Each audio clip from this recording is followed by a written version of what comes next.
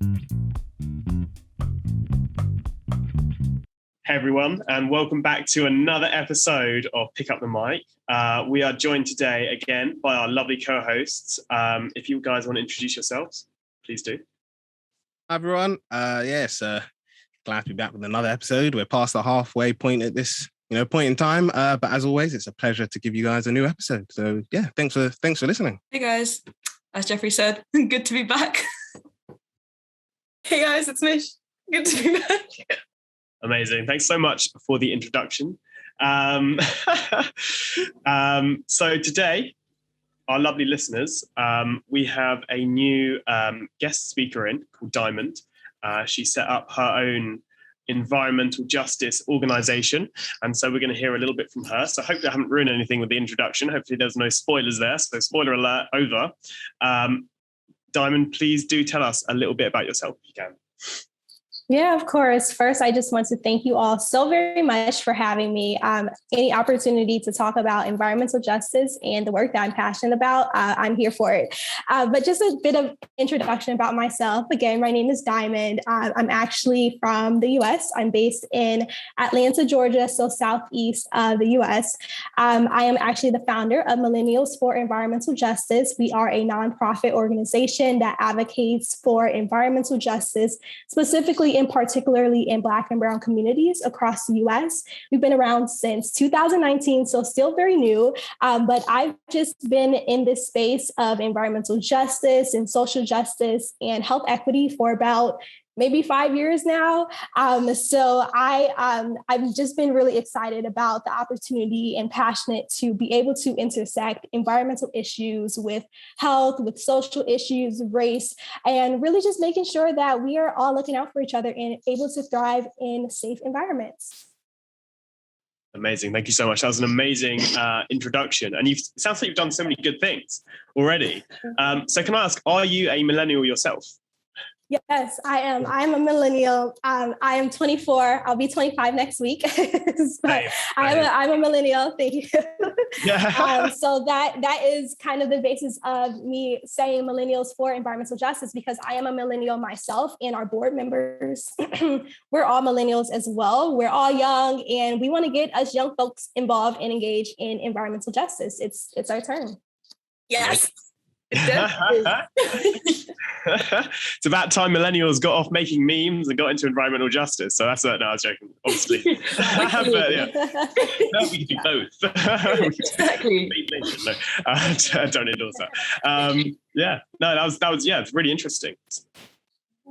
Thank you. No, definitely. It's super cool what you're doing. And I love that you want to just get everyone involved. Oh, it's just, environment is so important, man. Yes. It is. Absolutely love it. I think it's sick, honestly. So yeah, wow. I guess you guys are, amped and ready to learn more about Diamond and Millennials for Environmental Justice as well. So I guess the first thing we need to start off with, especially when it comes to environmental topics, is this understanding of certain keywords or key phrases. So Diamond, our first official question to you is, what is environmental justice? What does it mean? What is, what's someone involved in it? Just so our listeners who may not, know a lot about it or, specialize in environmentalism as a whole, just so they could get a bit of an understanding too. Yeah, that's a great question. And it's not surprising that a lot of people actually don't know what in the world environmental justice is, or they think they know, and then they see a definition, they're like, wait, what is this? So that's very common, and that's no one's fault at all. I mean, we go based off of what we learn in university and school and things like that. But I would say, I feel like the most, the definition that I've seen most often is usually from the Environmental Protection Agency, where they're talking about the fair, just, equal treatment of people regardless of race, color, income, things like that, and the involvement of environmental issues. So anything that has to do with the environment. So that's usually the type of things that I see, being able to make sure that everyone is involved in environmental decisions and implementation and things like that. which I totally agree with that. I think that is definitely great.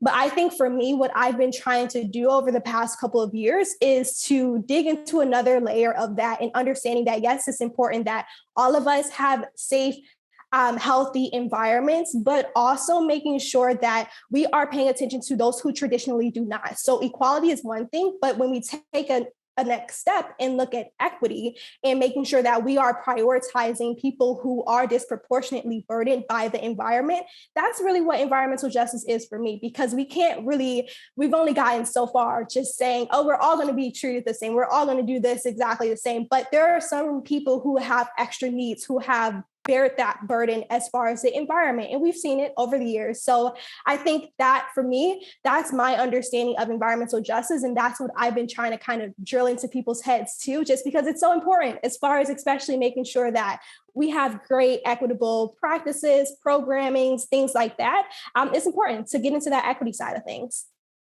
Yeah, 100%. I definitely agree. And I think that's a key phrase that you like clarified on, because I think sometimes, like you said, like people think equity and equality are basically the same thing when they're actually not. And I know, I don't know if you guys have seen it, and if I can find it, I can just like slot it in. So if anyone's seeing this on YouTube, they can see the image. But there's the image of like people with, it's like, what is it? It's like 3 words. I don't remember the third word, but it's like equality, equity, and something else. And it's to do with like the steps. So it's supposed to say that, like equality would mean that, the tallest person is trying to view over a fence. They might need a small step, and everyone's got different steps, but their steps are bigger, or it means they can't see exactly over the fence. But when it comes to equity, it's this idea of, everyone's given the amount of support that they need to get over that fence or to get over the hurdle. And it's the same with, environmental justice. Everyone's given that opportunity to have that same level playing field, which is definitely key, especially when it comes to environmentalism, and especially environmentalism within, like you said, like Black and brown communities worldwide. So yeah, thank you very much for that.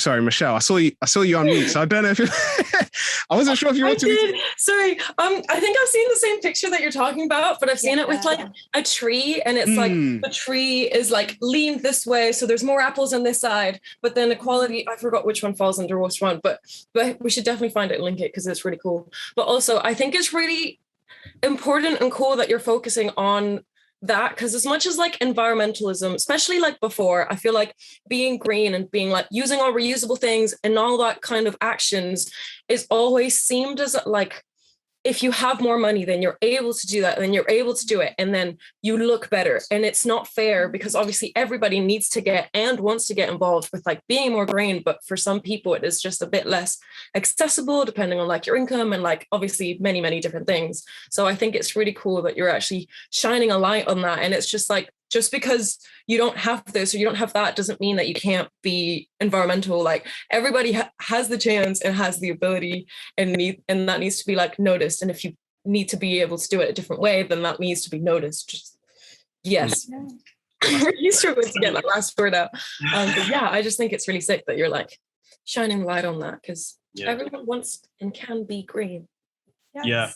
I think there is a problem where like just like there's this image that just like, there's the wealthy person that's buying these reusable bags and drives a green car and comes in and just like, oh, if you don't do this, you're an awful person. And there's the person, then there's like these vast communities that can't afford it. And a lot of them, like you're saying, are based off of race. And so you're saying, oh, like WIP. And I've heard of this quite a lot, oh, it's not as bad as like the plastic we use is not as much as Southeast Asia or something, or like this other place. And actually just like, well, like some places can't afford, all they can afford is single-use plastic. So it's not like, not being pushed in someone's face as in just like, look at our superiority here.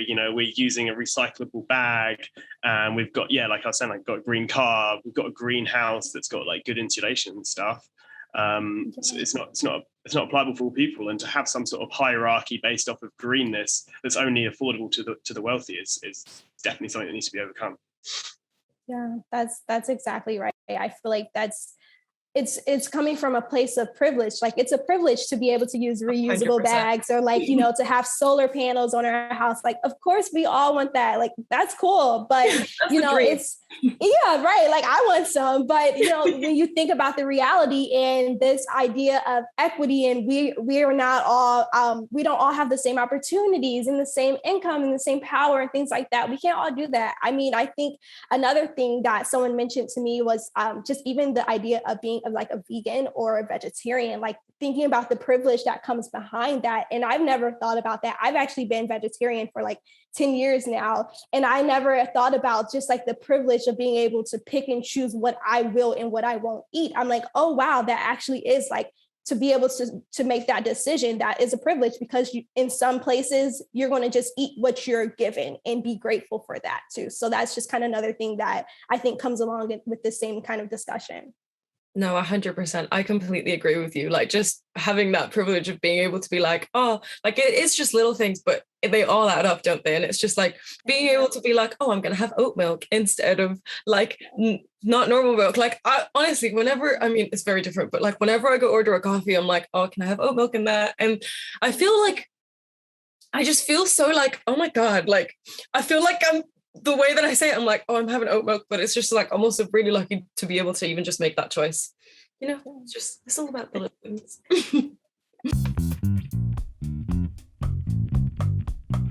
So thanks, Diamond. Thanks for that explanation of what environmental justice is. And, as we were just talking a second ago, I'm that person who doesn't know what environmental justice is. So here we are. I'm glad that I know now.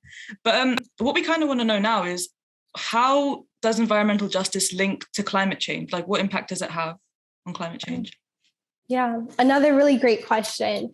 So environmental justice has absolutely everything to do with climate change. I mean, personally, I feel like you cannot have one without the other. They're both contingent on each other. And I think especially just as environmental scientists or in the environmental health field, you have to talk about environmental justice. Like you cannot just say, I'm just going to focus on the policy side. I'm going to focus on the science side of things, the chemistry, the earth.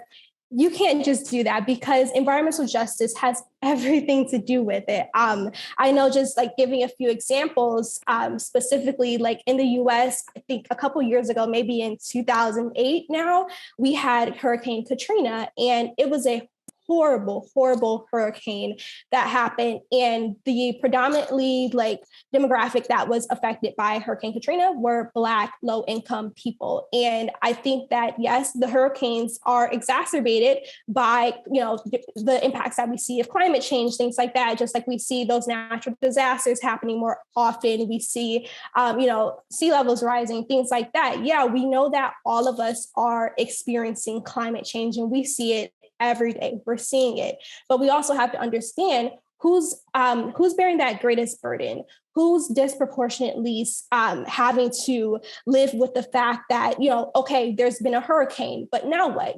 Everyone's not privileged enough to be able to migrate over to a safe place. They're not able to be privileged enough to rebuild their homes, for example. So that's an income disparity that has everything to do with environmental justice, and also race too, especially things that we've been seeing, especially thinking like this year with COVID.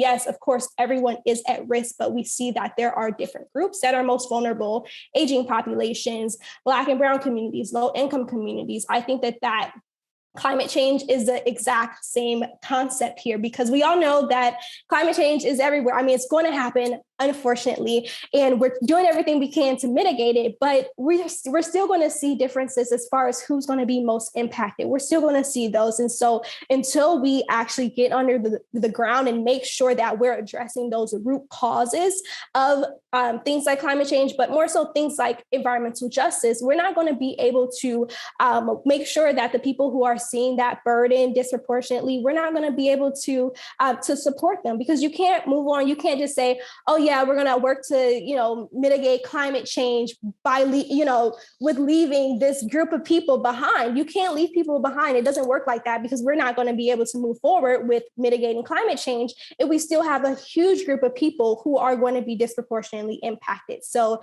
yeah, climate change has absolutely everything to do with environmental justice and vice versa. Wow, that was powerful. I love how passionate you are about this, because I was listening to it, I was like, No, but yeah, I mean, Love passion. very well said. Amazing. I was just wondering, just for our listeners, could you give an example of like, is it like different countries that are affected in different ways by environmental impacts that are that you would say that your charity responds to or helps in some way, or Yeah. Of course. So I can actually, for EJ, for Millennials for Environmental Justice, we focus mainly on issues that occur in the US. But me being an environmental health professional, I actually spent some time in Southeast Asia. I was in Cambodia for a couple of months where I was actually tasked with leading a project to work on the intersection of gender and also water sanitation and hygiene. And so what I did was, the issue was that girls and women are disproportionately at risk of water and sanitation and hygiene issues. And we know that for many reasons. One, with the gender disparities that we see and the gender norms, and not even being able to be at the decision-making table when it comes to water and sanitation issues. So there's that, but also just thinking about menstrual hygiene. Women obviously need to have clean, safe drinking or clean, safe water and sanitation. So that's another big issue too. And so what I was able to do was actually merge both of the sectors so that I could have governmental leaders to talk with people who are working on the ground as far as making sure that people had clean and safe drinking water. And I was able to get all those people in the same room to talk about how they can work together, because there's no sense of working separately. Like, there shouldn't just be the gender sector working and then the water and sanitation sector working. They need to be working together because they're advocating for the same types of things. We want, gender equality, gender equity and things like that. But we also want, water, sanitation and hygiene. So why not work together to create a plan so that girls and women can be able to speak up for themselves and to advocate for themselves to have clean drinking water, clean sanitation and things like that, because it's a huge issue, especially public health issue. And you think about all of the different stressors to also just the mental health and the physical health impacts that we see. So that's just one of the other things that I do as well. Amazing. Yeah, no, it's like you were saying before this podcast, like if you can pull together every single resource that there is, you can get the most disprivileged people and raise them up, because obviously it goes in tiers and it combines. So one, being a woman and being of, from a certain ethnic background, you combine the two and it makes it a lot worse. So instead of just channeling into just mindlessly just being we're gonna help these people, and then not think about actually looking at the micro communities and the different people to see where to put that into, makes a big difference. That's amazing work that you're doing there. Yeah, thank you. Honestly, it's so sick. I can't believe you did that. I mean, I can't believe it. It sounds amazing. But the fact that you were able to actually bring them together, because that is, especially I feel like in obviously lower income areas, it's just obviously most women of color and things are just completely just disregarded as a whole, even in their own communities. And then the fact that you were able to bring everything together so that it actually worked out for them, that's just absolutely sick. Honestly, well done. That's amazing. Thank you so much. It was actually one of my absolute favorite projects that I've ever done, and so meaningful and impactful. It was a beautiful time, I will say. Oh, I'm sure. Absolutely amazing. Well done.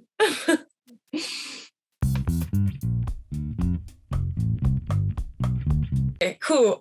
So honestly, the conversation we've been having has been so interesting, and I love your passion. There's obviously so much that you have to say, and it's amazing. But now we were wondering if we could figure out a little bit more about your organization. So we were wondering what actually inspired you to create Millennials for Environmental Justice. Yeah, of course. Happy to talk about that. So I always knew growing up, I love the nonprofit space. That's where I felt I could really put my passion into play. So I think when I was younger, I was I want to be the director of the World Health Organization or something big like that. But then I got into the topic of environmental justice. And I was actually in my first year. Yeah, I was in my first year of grad school. And I was just I'm going to do it. I mean, there's never a right time to do something like this. I mean, having a nonprofit organization is a ton of work starting it, and to maintain it is an even bigger job. But it's the work that I love, so I enjoy doing it. But there's never a great time to start it. But I just had to get up and say, I'm doing it. Like, let's do it. So I grabbed a few friends. I'm like, hey, do you like environmental justice as much as me? And I'm like, great. Okay, let's start this organization. So that's how it got kind of started back in 2019. And so we have a really great board now. I think there's like 7 of us. We're all young, we're women-led, and everyone is really great. But as far as like how I got into environmental justice, so when I was in undergrad, I actually studied environmental policy and analysis. And I specialized in like international perspectives and like minored in French. And then I think it was like my second internship back in 2016. I had a random internship that I wasn't supposed to get, but it ended up being really great because I was exposed to environmental justice. And I'm like, oh, what's this? I'm like, are you telling me there are people disproportionately exposed to these issues and most of the people look like me? That was very triggering for me. It was very, very triggering. And I actually remember myself going onto Facebook, asking like my cousins and my aunts and stuff. I'm like, do you guys know what this is? You know what environmental justice is? And of course, people were like ignoring me. No one knew what I was talking about. And I'm like, okay, if I don't know, if I'm in the environmental sector, there's no way like people like my family members, my friends, there's no way that they know, like no one knows what I'm talking about. And that was a huge issue to me because there's no reason that we're the people who are experiencing these issues and we don't know what in the world is going on. We should know these things so that we can advocate for ourselves. If we don't know what's going on in our own backyards, how do you expect us to go talk to leaders and to talk to community members and tell them and advocate for ourselves? It just doesn't make sense. So that's really why and how I started M4EJ, because I'm like, I need to educate. I would be doing myself and my community a disservice if I sat on this type of information. I was in a space where I felt like I was privileged enough to be able to go to school and learn about the issue.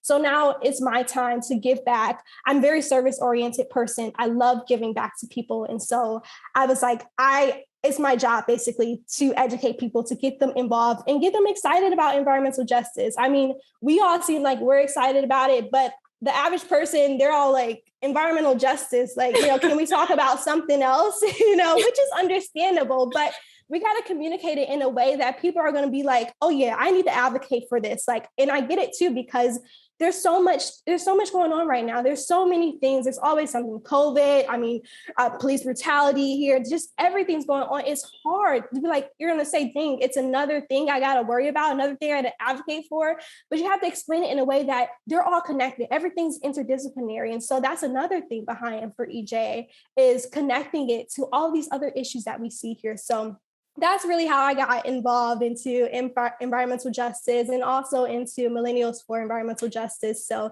hopefully we keep on going strong for many more years to come.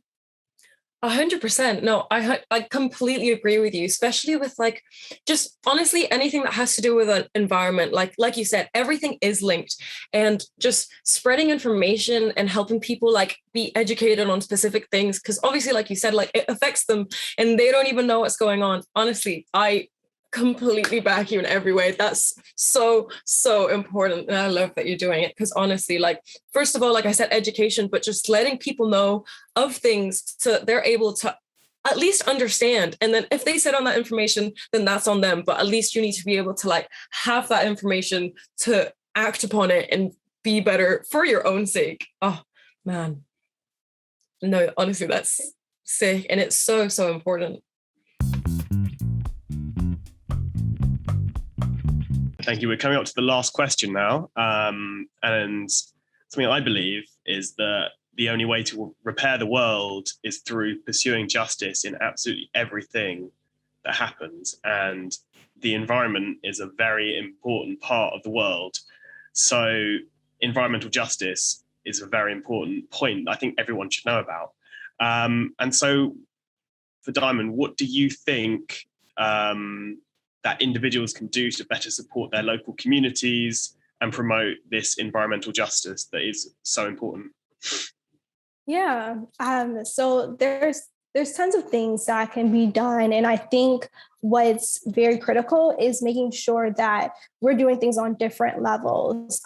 So of course, there's tons of things that we can do as individuals on an individual level. And I think with that, a lot of that comes to reading up on things about environmental justice, educating yourself. I mean, literature is everything and making sure that you're knowledgeable about what is going on and even just knowing what environmental justice is, I think goes a long way. So like you having that personal understanding of what it is and what you can do, I think is definitely very critical. But I think it's also good to take it a next step and not only sit on that information, but take it to the interpersonal level and be able to share what you've learned with others. So whether that's with friend group, whether that's with your family, I think it's very critical because if you didn't know, it's 9 times out of 10, other people in your same network probably don't know what it is either. So I think that even just being able to share what you know across your community, across different people, I think that that's really great. But also getting involved in different networks. There are tons of just different work groups and networks that have to do with environmental issues and environmental justice. I think that's very critical to be able to figure out, what you can do on those larger scales. So on that institutional level, on the community level, but also on the policy level too. I think that I always tell people to be very vocal, especially if you're like college student, because college students, we actually do have way more power than we really think. At least like in the US, like we're paying tons of money to be able to go to that university. So like, you better give us what we want. You need to start talking about environmental justice more in the lectures. Like when I think back to my undergraduate experience, I felt like I knew a little bit about environmental justice, but it wasn't as much. And I feel like we should be in charge of the type of information we're learning from our professors. Like tell them, we want to know more about environmental justice, talk about this case study. I think that's very critical because otherwise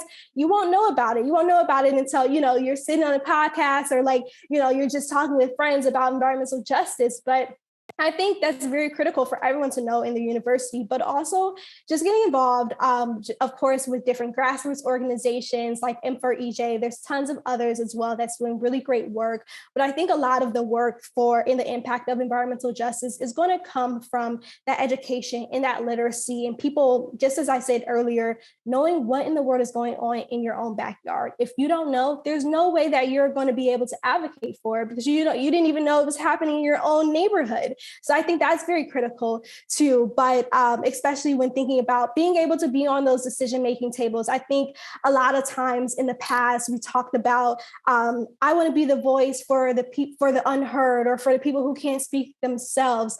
I think that was great, but I feel like now we should be pass the mic to the people who are traditionally unheard. So instead of talking for themselves, I can only do so much as one person in one organization, but I think if we're spreading it across like horizontally and making sure that people who are traditionally unheard have the opportunities to speak up, I think that would be an amazing way to be able to make sure that people are more aware of environmental justice.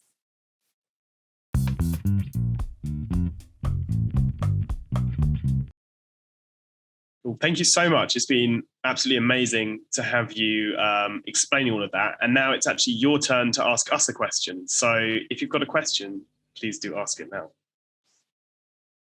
Yes, so I do actually have a question. So now you guys are in a hot spot. So my question is, if you could reflect on the first time that you've heard the term environmental justice, when was it? If you remember when you heard it, if it was in school, if it was while you were a little bit younger, and if you haven't heard it, why do you think that you hadn't heard the term before? To answer those two amazing questions, I don't know if I've used the word amazing enough yet, but I feel that I need to with this kind of stuff. The first time I heard about environmental justice was in my university degree. Like I said, in my undergraduate, I was doing, it was involved in so many different degrees, in its own way, not necessarily spelled out in in history and politics that I studied, but then also in when I was doing I forgot the name of it. Literally just said it as well. Not the geopolitics, psychogeography. That's it. a lot of that was to do with the very same things in the very extreme ways of what you've mentioned for environmental justice. So I'd say in my degree, it was a big part of it. The lecturer was like super in for, oh, watch out, Michelle, I think if you put yourself on mute, because I think if you get a notification, it'll start recording you. Yeah, cool. Cool, yeah. And I mean, like even from history, I guess, like in the north, like the whole of the industrial revolution in the UK started because of mining in the north. And actually, that's a lie. It started because coal was used as a resource, and coal was found close to London, which meant that a lot of the UK could be industrialized, everything could be made quickly, could make ships that could travel across the world. And that puts an extremely big advantage on a civilization. And that is basically what we were taught as history was the reason that it was all able to happen was because of they found coal near London. Environmental justice then is the coal going into the air, but also the fact that the miners were children, and adults that were just sent into the mines and would die in massive numbers, not given any wage, and basically that's all they could do in the environment that they grew up in. And now that environmental injustice has very recently actually ended, and it's moved. It hasn't necessarily ended fully because there's still disparity between the north and the south of England, but it's mainly moved abroad. And so now in environmental justice, and it's not necessarily something that Diamond said, but in like explicitly, but environmental justice is also things that happen in the UK that affect other countries, like using resources, using products, using oil, using coal, using, even the ores that we use for our phones and for like electrical circuits and everything like that comes from another country, and labour's being exploited, and that is a form of environmental justice in many ways, that the people that are dealing with the waste and all of that live in other countries, and now it's just out of sight but not out of mind for the UK. So I'd say yeah, it's come in some ways, in multiple ways, through that in history classes and politics classes as well. This is an issue that we talk about. Although, like, I had actually heard of it again before that course and stuff from like different mediums like YouTube and through songs. I didn't hear it at school though. I mean, the only thing we were really taught at school to do was to recycle and turn the light out. And yeah, I guess like you're asking why or why not this was the case. Why do I think that schools don't necessarily teach it? I think that's for multiple reasons, but I think one reason is that, I don't know, the government doesn't necessarily prioritize explaining where the people that have made the laws and have made and the businesses that inform the government on what to do, because actually the business is very the government is very business run in the UK. It's a democracy, but it's also lobbyists and things like that come from businesses, and it's very heavy on their side. And I think those people generally don't want justice for themselves. They don't want to be like, yeah, give me justice. So I think that probably has something to do with it. And I think it's a bit like, I don't know. So a lot of it is to do with capitalism. And I think the government is a capitalist society, it's a capitalist system, and it does things for some people and it doesn't do things for others. And I think a lot of capitalism doesn't have consideration for the environment, and that's what environmental justice will hopefully do, is to bring that into a capitalist system and say, there's a limit. Capitalism that's gone wild, could just take everything and sees everything as a resource, but you say no, there's a limit, and there's justice if you cross that limit. And I think that is partly what environmental justice is doing. And I think I watched Philip Wang yesterday. He's a comedian. It's really funny. He's on Netflix. Do recommend him. And he said jokingly, I was a communist when I was younger, but when I got some capital, I realized the system was the thing for me. And he was saying, like, I guess the secret's in the name capitalism. And I think that's the thing, like capitalism, it protects capital and and the people that have capital. So I don't know, that's an issue in itself to the environment, because environmental justice is affecting people that don't have capital, that are affected by the capitalist systems that don't protect anything outside of its capital sphere of influence. But anyway, I don't know if that's too theological or whatever. I'm sure everyone, but yeah, that's my answer basically. Yeah, no, I definitely agree with like a lot of the stuff that you said, Sam, as well. But I think, I mean, probably for me, when I first heard the term, I think I didn't really hear the term properly until today, or that's not true. I think I've heard the term said before, but I think prior to today, I think it had, like, I don't think I really looked into it much. I thought environmental justice was just like another way for like people caring and like going out of the way to care for the environment. I don't think I paid attention to it in enough detail to notice that it was deeper than that, and it was like systemic and all that jazz, I guess. But I think I did hear like actually the details about it, like for example, you know, lower income countries obviously being worsely affected by climate change and things like that, more when I was like doing all of the research. I knew about it a little bit before, but I learned about it in detail definitely when I was doing all the research for my major project in final year, because obviously before I found environmental anxiety, I found a lot on like environmental it was like anxiety, but it wasn't just about, you know, the environment and like being stressed about that. And it was more, I think stuff that Sam has done as well about how like lower income areas are obviously more likely to get like, obviously the effects of climate change, such as like, you know, what's the word? Disasters. Is that the word? Disasters, you know which one? Yeah, like climate disasters and things like that. They are all obviously are more likely to happen now due to climate change, and they're more likely to happen in low income areas.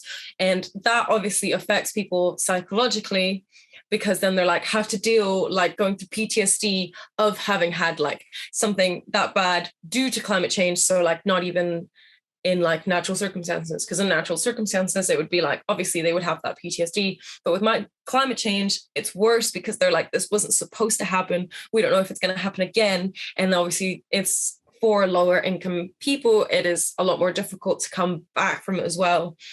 So I think that's probably when I first heard about that in more detail without actually knowing the term climate justice itself. But I definitely think in school I was not taught anything having to do with that. Like I think in university I did an environmental class which taught us about like everything you said about there being just the Industrial Revolution, and how when that got really bad they had to start putting laws in so that London like didn't have too much coal burning, because people like there was just a bunch of effects that were negatively towards people, which was only then once they started actually like noticing all the bad things that climate change was causing due to like obviously coal and burning cars and all that stuff. So, but I think in school, like you said, it's just not in their interest. I could be wrong, but I feel like it's not in their interest to teach us about those kinds of things, because then we'll obviously go against the government and be like, no, this isn't cool. And I don't think that's what most institutions want from us, because then we'll just cause a ruckus about how bad everything is. And when kids cause a ruckus, then it's just a whole issue, because then they're like, we have to deal with kids and we don't want to do that. Kids are supposed to stay in their place because nobody wants to listen to kids. But actually it really should be part of the education system. It's the same with like environmental education. Like that's not really taught in schools either. And like it really should be, like, obviously, because having that knowledge is obviously, as we've said before, what gets the ball rolling and just makes good habits at least begin, and just all that stuff, and just understanding where our world is going. But yeah, I think it was definitely only recently until I heard the term, and schools need to teach us more, but they just don't, but they should. Thanks for the question. That was a really hard question. But that's why we're here to teach people. Sorry, that was so bad. I beg you, keep that in. Keep that in. Yeah, you can if you want. You can if you want. I was just last one. I should have. I mean, if I had said it without such a ridiculous accent, I was just last one. We're here, and I was like half sort of like in my seat, like going down. You know, I was just like, yeah, getting the just reaching the camera. That's why we're yeah. Oh, no. But I was also thinking, like, with what you said, like the schooling system is supposed to get people so they go into the workplace and they're good workers. And I guess like what you're saying is like, why would they do the opposite and be like, you know what, protest against the companies that are ruining it, and actually just like, no, you should be planning to work for them, you know, like be obedient. You should be doing what they tell you. I feel like, I'm not trying to be over dramatic with it, but schools aren't trying to teach us to be like good for us, or like as much as they're trying to teach us to be leaders, I don't think they are particularly that keen on making us all leaders. I think they want to make maybe a leader here and there, but they just want to make a bunch of people that are going to listen to someone else tell them what to do. Which is why we gotta fight that, you know. Exactly. Go against it, man. Yeah, so I think that this is, like everyone said, it's been a really good question. I'm kind of thinking about it because it is a tough one. When did I first hear the term? I think kind of like Michelle, it's something that I guess it was clearly defined as environmental justice at university. But I would say probably even on my course, it wasn't into as much depth as we've like done it today. So like what we've learned in the definition we had for question 2, because I feel like similar to what we were saying for that question, that there's this whole emphasis on just, you know, the physical injustices or that occur from climate change or environmental things. So like, you know, certain communities might not necessarily be able to support themselves when it comes to like floodings or hurricanes or anything like that. But I feel like when it was like clearly defined, so, you know, it's clearly defined as what we define it as today, I think that was probably, I'd say last year. And the only reason I'm saying this is because of, so I know we've spoken about it before, the sustainable fashion thing that I do there. But like having people on who were talking about, you know, like, well, it was more broadly of like social justice, but they did talk about environmental justice there as well. And I think that's where I like first clearly heard that people are saying like, yes, you know, we need to be able to support communities, because if we, you know, like encourage people to go to thrift stores or, you know, secondhand shopping or buying your clothes from charity shops, doesn't mean that, you know, your clothing is what, you know, worth less, or you're worth less, or your clothings aren't as good as, you know, other individuals who might go to like big end stores or, you know, like buy, I guess, the same top from H&M or whatever. But yeah, I think that's the point that I would say with that. So for that one, I'd say that's the first time I heard it. For the second question, if I'm honest, I would say kind of, I mean, I feel like everyone said it, and I definitely agree that when it comes to like school, and more specifically, you know, looking at how, if it was heard then, I would say no. Now, bearing in mind that I didn't study geography. My brother did. I didn't do it. So I don't know if in geography they focus on it a lot. But especially when I did, because I did like physics for A-level, and it's definitely something that wasn't raised then. But I think kind of key what Sam said is it was in, like, we did sort of like not necessarily talk about the current impacts, but like stuff like, you know, like Sam and Michelle said about the Industrial Revolution and, you know, looking at different countries and how, whether it's colonialism or, you know, certain religious beliefs or cultural beliefs that impacted that as well. Yeah, definitely in history, we learned a bit about that. And yeah, definitely, I think towards the end of my undergraduate, so literally a couple of months ago, probably at the start of the year, we had a module that was all about like sustainable development. And that was one of the things that we did talk about. So we talked about it through, you know, like through fashion, we talked about it through, you know, air quality and air pollution and stuff like that. So yeah, I think it's definitely not a term that I didn't hear. I would say the reason being, again, I'd have to agree with everyone else. It's just one of those things where, you know, maybe like, I guess kind of like what Michelle said, you're challenging the system. So if you're thinking about it, you know, if you're taught that, you know, like some communities don't get to experience, you know, the same like values or the same things that we do because we've got, you know, we live in an area that might be richer, or, you know, because you know, systemically we can afford these things, or these things are given to us. And it's just one of those things where I think sometimes schools do, and especially that's why I say like teachers. I know we spoke about it with our second episode with Kem, but like teachers like it can go into it. And I think that's one of the things that I do like, you know, those teachers that, you know, bring real world issues and discuss real world issues with you. And I think that's the thing that people do generally see young children, or like like mainly young children, sometimes even like university students that are like 18 to 20, they just see them as like still as children, and, you know, you can't really do much. But actually, you know, from yourself, Diamond, from what you said today, from, you know, other individuals, like you could say like Greta, or you know, the MC we had for Michelle's episode, Elizabeth, but there's like a whole host of individuals that, you know, they are quite young and they've done like amazing things, and it's shown you that, you know, young people can do stuff. They should have more spaces. And even this will be the last thing I'll say on it.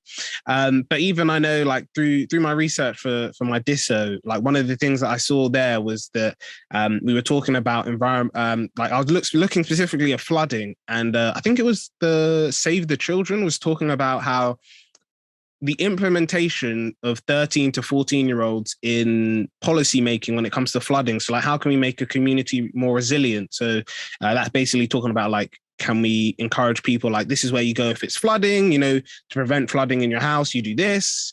Or like, you know, letting people know, like, if you start to see early signs of flooding, these are who you let, you know, these are the numbers you call so we can like stop it before it becomes a serious issue. But yeah, they said like, involving young children in this process is key, because while, you know, and I'm not undermining the effect that flooding has on adults, they were saying that young people won't be used to this, especially in communities where flooding might not necessarily occur that often, that young people will feel like their whole world's been turned upside down. You know, they can't go to see certain friends, or, you know, they can't have some of the, you know, they might have to move house, might not have some of the things that were in their house because, you know, it's been flooded or washed away. So yeah, it's one of those things where you just have to think about it and just see that, like, yes, actually young people can make a huge difference. But yeah, it's a really, really good question. And yeah, I'll pass over to Nanushka to, you know, say her opinion. So yeah, Nanushka, go ahead. Okay. So you guys gave some nice answers. Mine's going to be a really short one because I was very clueless and still am very clueless on this whole topic. So hopefully I'll educate myself now. But okay, so in response to the first question of when the first time I heard the term environmental justice, honestly, today. Yeah, I know, shameful, but it genuinely was today. I mean, because even like before, when I knew the topic of the podcast today, but I didn't know what it meant. And it's kind of what Michelle said, where you just thought it was just kind of to do with, you know, trying to, you know, help the environment, passionate about it, you know, all that kind of stuff. But I didn't realize actually what the definition of it was, which is why it was very helpful that, you know, Diamond, you told us, well, told me what it meant. I think these guys already knew. But yeah, that, like, honestly, today was the first time I actually heard the term, because I'd never heard it before. And in relation to the second question, I'd never heard of it before when I was growing up. It was never addressed in school, really. It's kind of similar to the whole environmental anxiety thing. I didn't know that it was a thing till when we actually recorded the podcast, which is why I'm really grateful for these podcasts, actually, because I'm very clueless.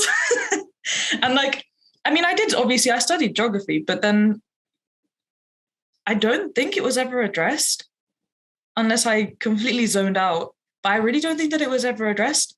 Maybe it was at A level. I don't know. I didn't take it for A level, but for GCSE, don't think it was just, we studied obviously all the natural disasters and stuff, but nothing about environmental anxiety or environmental justice ever came up.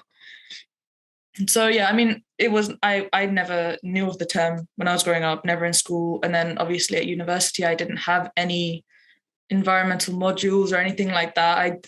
I wasn't very in touch with the environment. Like, I try and do my part, but I mean, I think there's a lot more that obviously I can do and read up on and educate myself on, which I didn't know. But now that I think these podcasts are also a good thing that now it's kind of opening my eyes as to, like, I don't know so many things. And now I'm just going to, I could honestly, I was telling Jeffrey at some point, I could listen to Diamond. I could listen to you talking all day about environmental justice. So, because you're so passionate about what you do, like we said in one of the other questions. But yeah, I think I was clueless, but now at least I know kind of some stuff. I don't know a lot, but I will read up on it now, actually, to be fair, because I'm interested in it. So yeah, that's me. Thanks for that, Nilishka. And yeah, I think it's I don't know if we recorded that section or not, but like Diamond was saying, it's perfectly cool to not necessarily be an expert on that. And I know even if we were to have anything about like biotech or bio like anything but like I can help you with that. like I'd be like, oh, if you're telling me what's in a cell, I can help you there, but if you go past like anything more, I'm more, like you, clueless. So yeah, I think it's good. And like Diamond has said to us, like being able to admit that, I don't know much about a topic, but I'm willing to learn and I'm willing to know more about what I can do or what I can support or who I can support is definitely key. And as always, that perfectly leads us on to our MC of the Month section. So this month, we've got another MC, as always. And this MC, now I know, as some of you probably guessed already, Diamond is from the States, from the US. But this organization is specifically in the UK. But this organization is called Environmental Justice Foundation. They're in the UK, and essentially they describe themselves as a UK-based non-profit organization or NGO working internationally to protect people and the planet. And what more could you want from that? I think it's really key because they say that they believe in environmental security being a human right for everyone and aim to give a voice to, some of the most remote and vulnerable communities that are on our planet. And I think we can all agree with their dream, which is of a world where, natural habitats and environments can sustain and be sustained by the communities that depend upon them for their basic needs and livelihoods. And I know that sort of relates to what we were talking about with Michelle's episode of this idea of, communities living off the land and keeping safe and using that as their resource. But the reason why I picked them is because they do very interesting work. I haven't gone into too much detail when I was doing the research for it, but they have a whole host of campaigns, and you can go to their website. It's called ejfoundation.org, and they basically on their website they split their campaigns into 5 sections. So they've got the ocean, wildlife and biodiversity, climate, forests, and cotton. So they do campaigns on each of these subjects. Now, because I know we brought up the idea of climate and climate change, I want to specifically talk about their one campaign within climate, which is called Protecting Climate Refugees. Now, for those of you, and we will do an episode about this later on in the future, but a brief touch on what a climate refugee is or who climate refugees are they're basically individuals who either have been displaced or possibly in the future will be displaced by climate change, whether that's, the local area that they live in has been affected by droughts or floods or storms or anything like that. it's one of those things where we just there's a wide range of impacts that go under that, and essentially they've got a few things that they've outlined. So one is they want to give vulnerable communities a voice, which Diamond has raised here as something that's very important, and we know that even as individuals, whether it comes to our race or our gender, it's important to give unheard communities or communities where they're not necessarily the first points of contacts, but they're definitely the ones that are going to be affected, not giving them a voice. So they do work about giving vulnerable communities a voice. They also talk about, that there's been a rise of climate refugees in certain countries and highlight the need of like what we can do to help them. So yeah, they're really a fascinating organization. And I think they definitely want to help combat, the global climate crisis, and they're doing things like calling for governments to align to what they've agreed in the Paris agreements, calling for intervention from the UN and different groups within the UN. So yeah, there's a whole host, and I haven't gone into too much detail of it today, but yeah, if you do want to know more, just check out their website, and you can learn more there. But yeah, it's been fun. And that basically ends our MC of the Month section.